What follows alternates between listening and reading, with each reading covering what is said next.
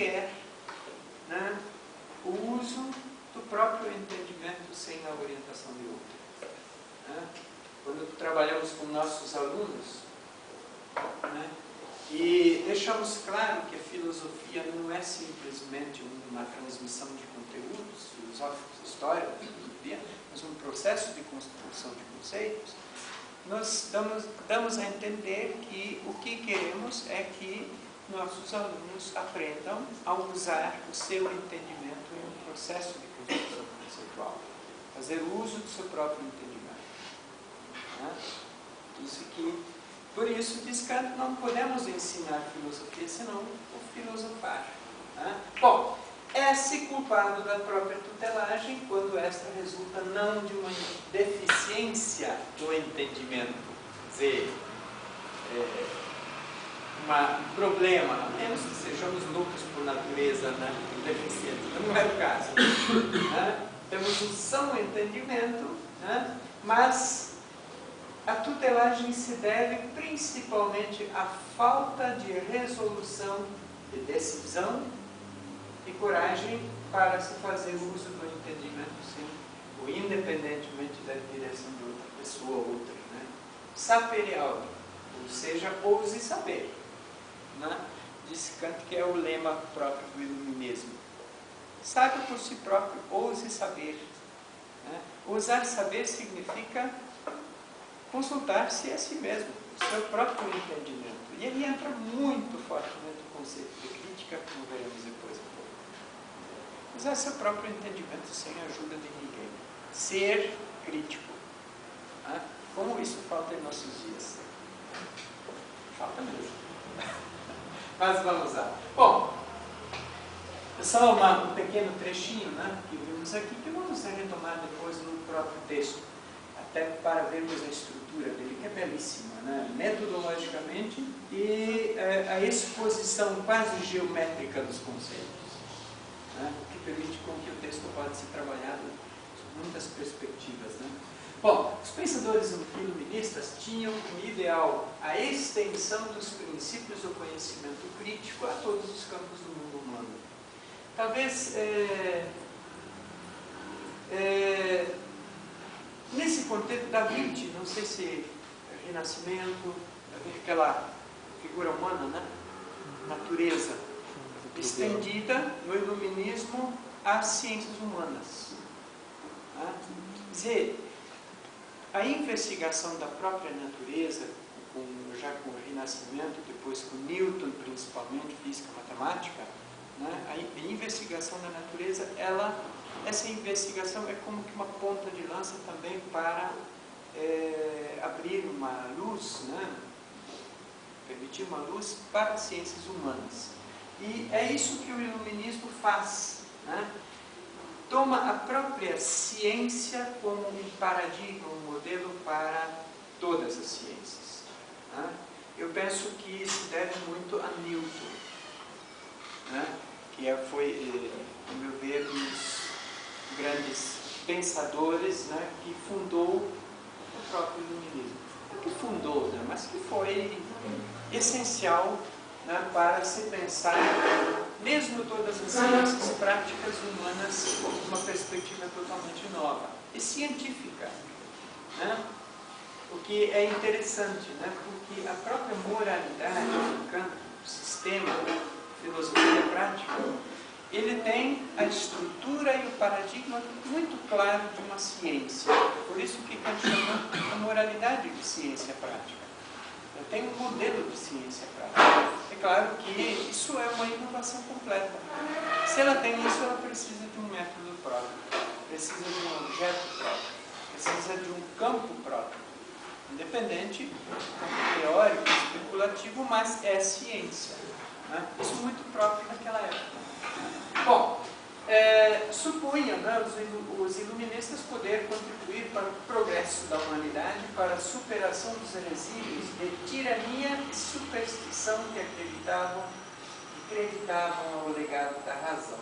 Quer dizer, uma desmistificação. Né?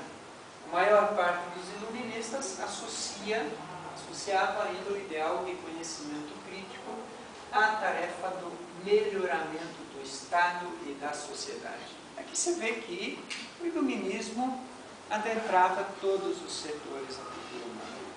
Todos. Sociedade, política. E é nesse contexto, por exemplo, que nós temos a cisão, né? A separação entre Estado e Igreja. Né? E um posicionamento principalmente crítico em relação à Igreja, que não se tinha antes. Até se tinha um pouco, mas não tão radicalmente como no Iluminismo. Se vocês forem ler o texto de Voltaire, que temos aqui na antologia, né? O texto Mulheres, sujeitai-vos aos vossos maridos. Né? Não é o que Voltaire prega, né? Mas é uma frase de São Pedro, uma de suas cartas, né? Está na Bíblia. Né? O Voltaire, e assim como toda a filosofia iluminista francesa, é radicalmente contra a manifestação religiosa. Né? O que não acontece, por exemplo, no iluminismo alemão. No iluminismo alemão, nós já temos muito mais uma conciliação entre Estado e Igreja. Né? Não uma conciliação, mas um posicionamento um tanto neutro. Né? Os alemães, eles não negam a religião. Eles a criticam, sim, mas aceitam também. Os franceses são absolutamente implacáveis com relação à religião. Isso a gente vê muito claramente com Voltaire. Né?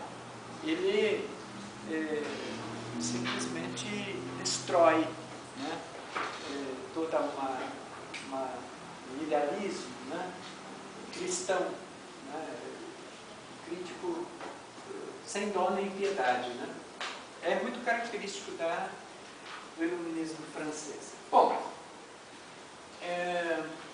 o uso do termo iluminismo na forma singular justifica-se, contudo, dadas certas tendências gerais comuns a todos os iluminismos, nomeadamente a ênfase nas ideias de progresso e perfectibilidade humana, assim como a defesa do conhecimento racional como meio para a superação de preconceitos e ideologias tradicionais.